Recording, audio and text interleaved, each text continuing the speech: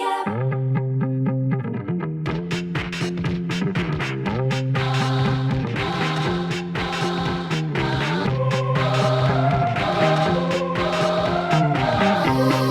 Get up, get up, get up, get up, get up, get up. Could you tell us a little bit about your spiritual path? Yeah, absolutely. I was raised in a very irreligious home. My parents were both sort of lapsed. My mom was a lapsed Catholic. My father was an irreligious Jew. They were both just totally uninterested in religion, and so naturally, like, I was obsessed with it. I was drawn to it. We lived in a community outside of New York City that was very Jewish, and my friends were observant Jews, and I would often go with them to synagogue, and I just fell in love with the pageantry and the sense of community and belonging. And it just befuddled my parents. They couldn't figure out why I was this way. And so, I kind of took a circuitous path through my teens and 20s. I was what I have called sort of an agnostic witchy Jew. I was culturally Jewish, but was very interested in tarot and just all of the sort of like new age spiritual expressions that I could kind of find. And then like in my mid-20s, I had sort of what I think of now as like a quarter life crisis. I had a health crisis that kind of threw me into just a reevaluating of everything, including my spiritual life. And so because what happened with my health was tied to sexuality, I got human papillomavirus, which is very common, and now we know a lot about. But 20 years ago, it was very scary. And so all of my spiritual yearning kind of came to this point where I realized that the most important thing that I needed was guidance as to how to be a sexual adult, a young woman in New York City, how to navigate that. So I met sort of accidentally a group of Christians who came to Brooklyn to start a church. And I found myself just drawn into their atmosphere. They were like wonderful, hospitable people who were very interested in social justice and the environment. I mean, things that, I haven't really seen strongly in evangelicals since. But I found what I was looking for, which was a spiritual or a religious worldview that had very strict guidelines about sexuality. And sort of in my reaction to my mid-20s, I chose that. And that's how I sort of found myself in the evangelical church, oddly enough, in New York. So, and then it took me to Texas, which is kind of what the book is about. I left everything that I knew, my job, my band, I'm a musician, and got married because, to be an evangelical Christian, in order to have sex, one must be married. So we got married, and I moved to Houston, where I began a career as a worship leader in evangelical churches. So that's kind of the story. That's where it begins, I guess. It's interesting that you chose evangelical Christianity and not, say, a stricter form of Catholicism or Judaism from your family. What attracted you to evangelical Christianity? Well, in the name, right? So in, evangelical or evangelism is about making new converts. I mean, so a huge driver in all of Protestant Christianity and in Catholicism too, but you see it more expressed in Protestantism, is growing the church. So, I responded to people's interest in me. I mean, frankly, like when I met these young Christians, they were artists, they were writers and thinkers, doing the things I was doing in New York, and they were hospitable and welcoming to me in a way that I had not experienced from my peers. There was just no sense of competition among them. It was just a totally unique, almost utopian little community. So, there weren't Catholics or Jews who were, like inviting me into their homes, and that's just kind of what happened. It's just kind of how it ended up. I did have Jewish friends who loved me and, were, in my life, but they were certainly not evangelical in the sense that the Christians that I met were. And so I just that's what happened. That's kind of what came into my life at a time when I was really looking. And so it all sort of felt like, this must be it, this must be the thing I'm looking for. Now, at the time, the word evangelical, like today we think of evangelical with a capital E, it's a voting block, it's a political, almost a political position. And in, 2001, it wasn't that. And they certainly, these young Christians certainly didn't present themselves like as evangelical Christians. But looking back, like that, that is what they were, and that is what I became. And I actually became more zealous than they even ever were, kind of as my faith journey progressed. I think that we have heard a lot of negative things about some evangelicals, but for you, it was a chance, among other things, to be part of a community. I'm wondering if you could talk about that and also what you found being part of that community that you think was valuable. That's a great question. The community thing was everything to me. And, I was a broke musician living in Brooklyn, and this is the first time that people my age like opened their homes and wanted to make me meals and came to my shows. My band performed, and it really was just a sense of community and love and support of one another that just made them different to me than any other kind of group of people that I had encountered in the city in my young life. So I mean, I think what I was really looking for a way to live and be in the world. Like my family of origin, other than their religious kind of non-religious background, I mean, was chaotic. My parents had a very tumultuous, very painful divorce, and there was a lot of abuse and emotional abuse and things like that. And so I was just really looking for like a solid ground to stand on in my early 20s. And so that community, that sense of, of belonging and of welcoming was huge for me.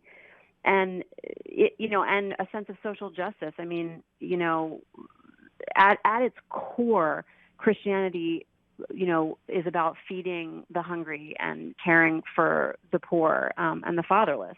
And that first group of Christians that I encountered really were living that. And so I just kind of assumed that they would all be like that. And that was, a naive assumption, I guess. But it was. You said in your book that you said you wanted to be a new person. And I think that's something that a lot of young people feel, certainly, but not only young people. Mm-hmm. Can you talk a little bit about that desire and why a religious community is a way to reinvent yourself? It's such an available way to reinvent yourself. You sort of scratch below the surface just slightly, and most religions will offer you a version of itself that will insist that you remake your identity in its image. And for a lot of people, that is a sort of profound relief to be able to relinquish a lot of control over, I don't know what I think about X, Y, and Z, but this is the church that I've aligned my life with, and what they think about X, Y, and Z, I guess that's what I think, and it's a passivity that can be really appealing to someone, I think, especially in times of crisis. When I briefly started a Master of Divinity degree years ago, and a professor said that fundamentalism at the time, this was in 2010, I think it was, fundamentalism was growing across every world religion. So the versions of every world religion, or at least the Abrahamic religions that were growing, are the versions that insist on this, that insist that a person realign, reinvent. It's not like an Easter, Christmas kind of Christianity or a holiday kind of religion that was growing it or is growing. It was more, the kind that I was looking for, in my 20s. And, of course, there's certainly other ways to scratch that itch. I would sort of say it's an itch that if one has, one should question thoroughly, certainly before, aligning with, a world changing or a worldview changing, religion or political view or whatever. But it can be very tempting, especially in chaotic times, which I think we certainly find ourselves in today. Mm-hmm. So once you moved to Texas and became part of this church, and you went with a lot of hope and idealism about what that would be like, what did you find? I found a lot of both and. I mean, I certainly found people who, cared about the things I cared about making a difference in the world, about, standing up for those who were voiceless. And, we were involved with, anti-human trafficking efforts and things of that sort. But I also found a deeply seated patriarchy, right? I mean, so when we talk about the patriarchy, the word patria means father, and the patriarchy under which all the patriarchies rest is the church. I mean, the church really is the first patriarchy. And so, I was, I think, naive to think that I could sort of take my New York feminism and maybe tamp it down a bit, and eventually I could be the person that I always was in this kind of religious Texan, context. But I found out that, that patriarchy is not a joke. I mean, it's not something that, went away with, with history that, I found the church to be 25, 30 years behind just culture, even in terms of language. Like the term feminism was like a dirty word in the communities that I was a part of. So I was very surprised by that. But by then, I had remade my life. I had given up my life, my job, my friends in New York. I had married. I was committed to making this thing work. And I thought that if I, was a woman and a leader and, was secretly sending money to Planned Parenthood or always voting Democratic and just not mentioning it, that eventually I could eventually become myself and that I would be accepted by these people whom I'd spent years among. And it really didn't turn out that way for me. It sort of became kind of the opposite, that I found that I kind of was pushed out and pushed myself out when I could no longer kind of go along with the way things were. So that kind of came to a crisis point for me, and I really had to reevaluate and make a move. At some point in the book, you talk about a leader who instructs women on how to stay in marriages that are troubled. I'm wondering if you could talk a little bit about that. Marriage, I mean, within my experience in the community that I was a part of at that time and others I'd been a part of, maintaining a heterosexual marriage was a huge emphasis, a huge thing in this community. And so, I mean, not only just for leaders, right? So women who were leaders, who were leading what women were sort of, able to lead, a tremendous pressure to stay married, right? Like if you were not married, if you were divorced, I mean, divorce, I would often hear people say, God hates divorce. God hates divorce. That's not an option. Though of course there were divorced women in the community, but this class was a marriage class. So it was designed to help, I guess, just women, because of course there were only women in this class, try to be better versions of themselves. And the idea was that if we were doing the work on our part, that ultimately, that is what our marriages needed, was that we were more selfless, or we were better lovers, or we were better listeners. And there are a lot of, women in that class, myself included, whose problems in their marriages went much deeper than that. And, the simplistic idea that it was like on us to like wear, sexy lingerie at night as opposed to like sweatpants, would have fixed the marriage that was a crazy idea. But, we were in it and I was in it. And I just remember feeling like so abandoned, at that time, because I had kind of turned over like my will to this community in the sense that I believed that they had the best answers, and what I was going through in my marriage at the time. I thought, well, I'll go to this marriage class, and I was actually doing music for it. I was leading worship for it, and it was devastating, to get that message that, that there's nothing you can't fix in a marriage, which is clearly not true, and can be incredibly dangerous, a dangerous message for sure for women. We have this idea that churches are sanctuaries or refuges, places that are often associated with safety. And I'm wondering if you could talk a little bit about whether or not you think that's true. And also, is safety something that we should even strive for in religious communities? Safety is absolutely something we should strive for in religious communities, and churches and synagogues and mosques should be safe places. They absolutely should be. I think that's the underlying understanding that people have, that this is a sanctuary. The word sanctuary, right, means safety. So, I think that this is such a great question, because this is really something that I was wrestling with as I was finishing writing this book, and some of the things I was going through as I was finishing the book that didn't make it into the book were the ways that I was managing that question in my own life. And I always believed, that was a big thing with my attraction to the church. I always believed, these people are going to take care of me. This is a safe place.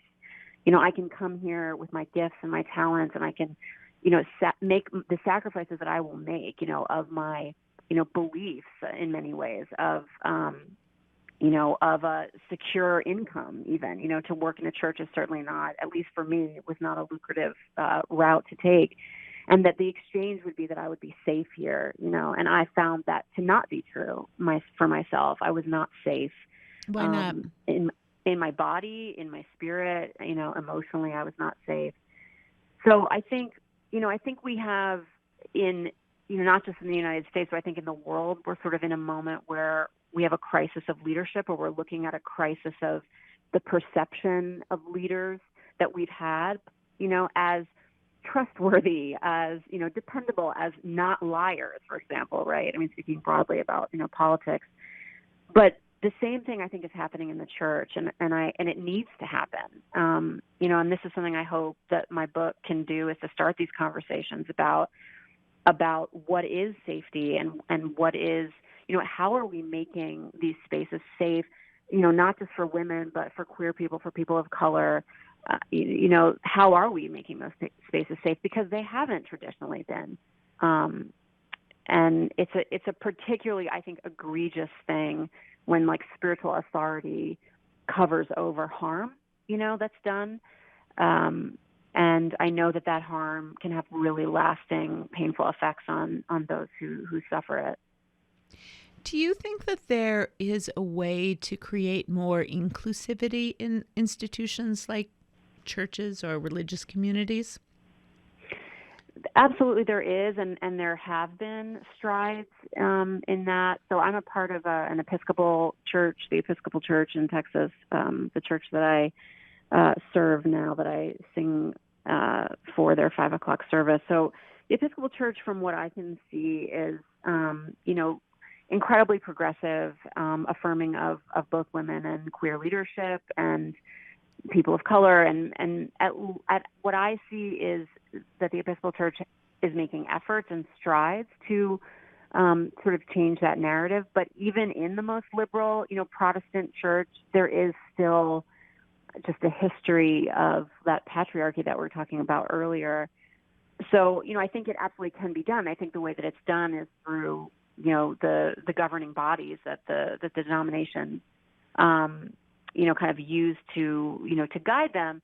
The problem I think we have in America is we have such a huge, evangelical non-denominational, population. So when we talk about, evangelicals, or we talk about the evangelicals who voted for Trump, 81% of white American evangelicals voted for Trump.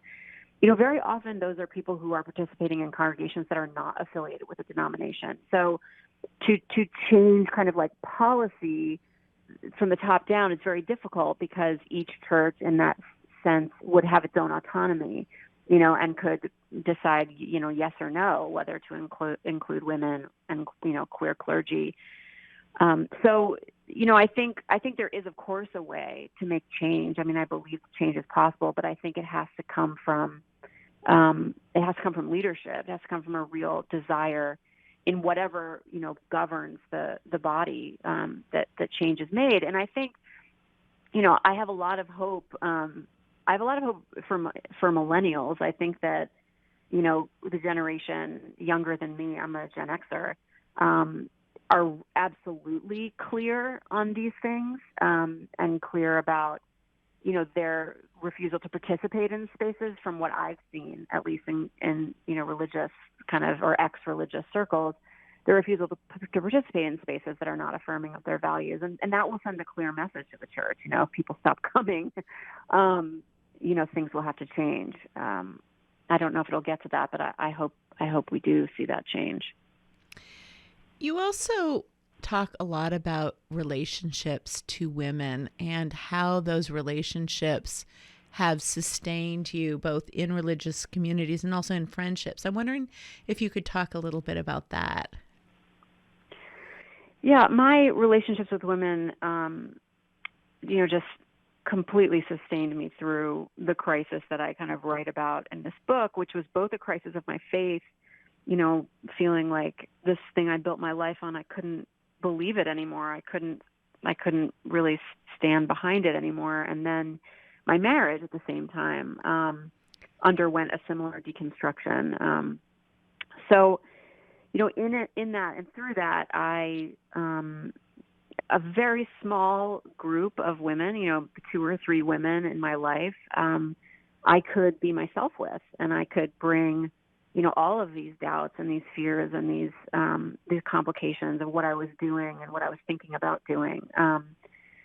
And, those conversations that I had, I think kept me sane, and still today do, so I write about my experience in 12-step recovery for relationships. So I have a therapist who, because I tell her that I have this romantic obsession with the man I'm not married to, she tells me I should go to a 12-step recovery group for love addiction. And so I kind of reluctantly go. And through that experience, I met a woman who, has just become like a mentor and a friend to me through this whole season, and who accepted me as someone coming out of a religious worldview and sort of unsure of what I was coming into, and so that acceptance, I think, allowed me and continues to allow me to be gentle with myself as I kind of figure these things out, and I will always be figuring them out. I think that's kind of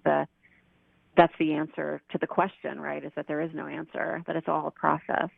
So why did you write this book now? And what did you hope to communicate in writing your story?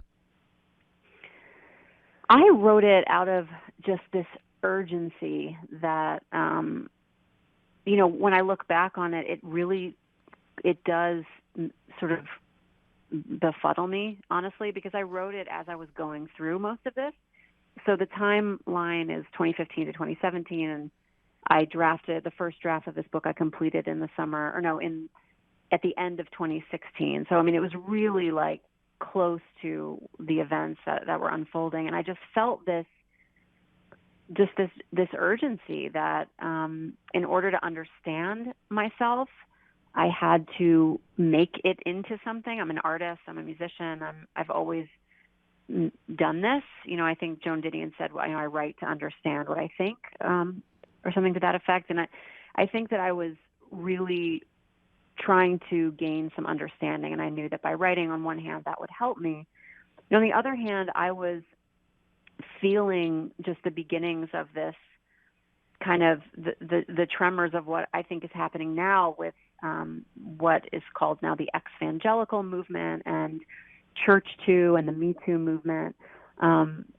Hearing from other people who had gone through similar things that I had in religious settings, and just feeling like, it was time to talk about this. And there wasn't a book that I could point to that I could see myself in terms of a woman who had chosen a religious life and then chosen to, find a way to keep the parts that she wanted and leave the parts she didn't, which is sort of what I think best describes where I am now.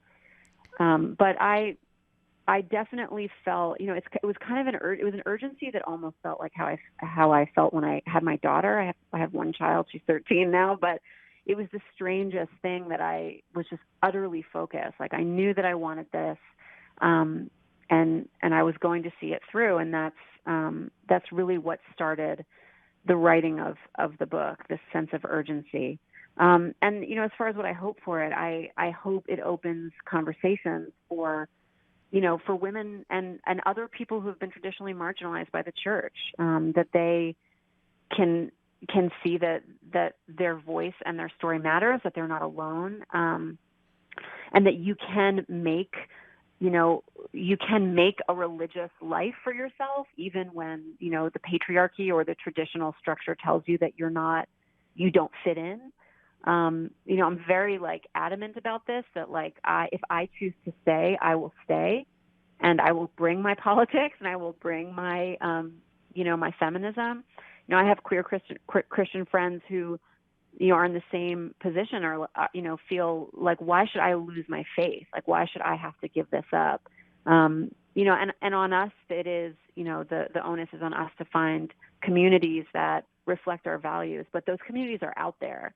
And so I think that is also a big part of what I'm hoping, or what I was hoping for, when I was writing this book, that it would communicate to people, you don't have to give it up, give all of it up, but you do have to take care of yourself. These are great questions. So, I just hope that it touches people, and that it, like I said, I hope ultimately that the book makes people feel less alone in the world. Get up, get up.